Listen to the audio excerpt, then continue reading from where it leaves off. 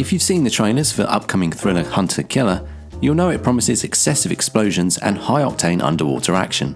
And whilst being trapped under the pressure of the ocean in a metal container isn't everyone's idea of a great time, this means a submarine has always been a great way of increasing tension in a movie. Hunter Killer will be joining a long history of films that have been enriched by the submarine. So let's take a look at some other submarines in movies. Submarines can often be utilised as a vehicle to explore the unknown and mysterious, which is seen clearly in a film like Black Sea.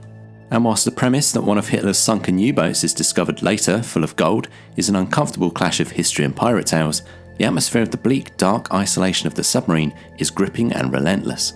This eerie ambience of the dark, quiet water surrounding the submarine seemingly builds pressure on the crew as fissures begin to appear between the half-British, half-Russian squad. As tensions rise and Jude Law's Scottish accent intensifies, the submarine becomes a no-way-out prison where the claustrophobic nature aggravates the environment.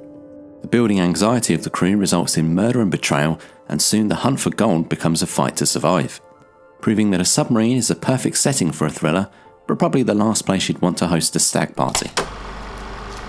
If it's submarines you're looking for, films don't get more sub-centric than Tom Clancy's The Hunt for Red October. Based on Clancy's iconic book of the same name, the feature is based largely around the fictional Red October submarine, against the high-stakes backdrop of the Cold War. Not your average sub, the Red October is super sneaky and incredibly tricky to detect, which works in the favour of Captain Marco Ramius, played by Sean Connery when he decides to go rogue. In a nerve-wracking plot where the deadly nature of the threats underwater are visual manifestations of the complex and global political threats above the water, the Red October comes to represent much more than a submarine. Once again, internal battles break out as the confined nature of the submarine pushes relationships to breaking point within the vessel. With shifting alliances and layers of deception, the boat becomes a focus for the power struggle between Russia and the US. And so Red October demonstrates again that if you want to safely navigate a sub, you'll need to make sure you have a crew that all agree on everything first. With Harrison Ford and Liam Neeson playing lead roles in K-19 The Widowmaker, this submarine has some serious star appeal from the outset. However, this is as far as good fortune goes for the K-19, which surely takes the crown for the unluckiest sub in cinematic history.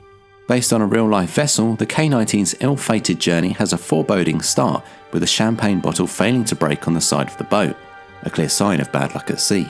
As in all tense thrillers, the crew ignore any foreshadowing and head out into the middle of the Atlantic Ocean, with already troubling relationships between the crew and their captain, and a large amount of volatile radioactive material on board. And if you think this sounds like a recipe for disaster, you'd be correct.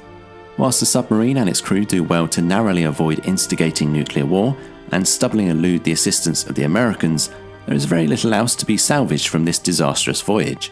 Again, we see the submarine evolve from a protective vessel to a pressurised metal tomb, as the crew slowly die from radiation poisoning and fight amongst themselves.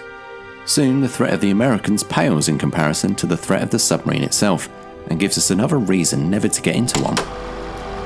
Returning swiftly back to the submarine film's bread and butter, Crimson Tide focuses on the popular trope of nuclear war. Much like many of the films in this list, tensions between the crew on the boat serve to make the submarine a more dangerous vessel. With leaders Hunter and Ramsey, played by Denzel Washington and Gene Hackman, at odds on whether to launch a missile strike against the Russians after an interrupted radio transmission, a dangerous power play ensues where one submarine has the ability to start or avoid nuclear war. Like in The Hunt for Red October, the submerged status of the submarine seems to render it the perfect vehicle for visualizing invisible political tensions. As the friction between the two men reaches boiling point, the claustrophobic nature of the sub intensifies their battle of wills, a battle which will ultimately dictate whether or not nuclear war ensues. Which we can all agree is a much more exciting way of exploring the Cold War than watching political leaders post some threatening letters.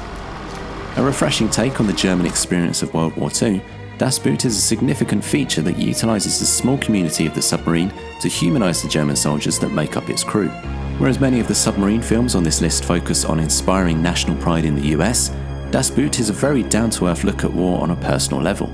Much like K-19, the sub in Das Boot navigates from disaster to disaster with a crew that becomes more and more demoralised as they fight to survive. Instead of dividing them, the environment of the submarine seems to bring the crew together as a community, which intensifies their highs and lows. This journey, which is steeped in emotion and suspense, takes the German soldiers away from the territory of their country and portrays them on a human level. It is no wonder this feature is considered one of the greatest German movies of all time, and therefore undoubtedly one of the best submarine movies too. So there we have our rundown of some iconic submarine films. Would you substitute in any others? If so, leave a substantial comment below. Don't worry, we will stop with the submarine puns, just as long as you remember to like and subscribe.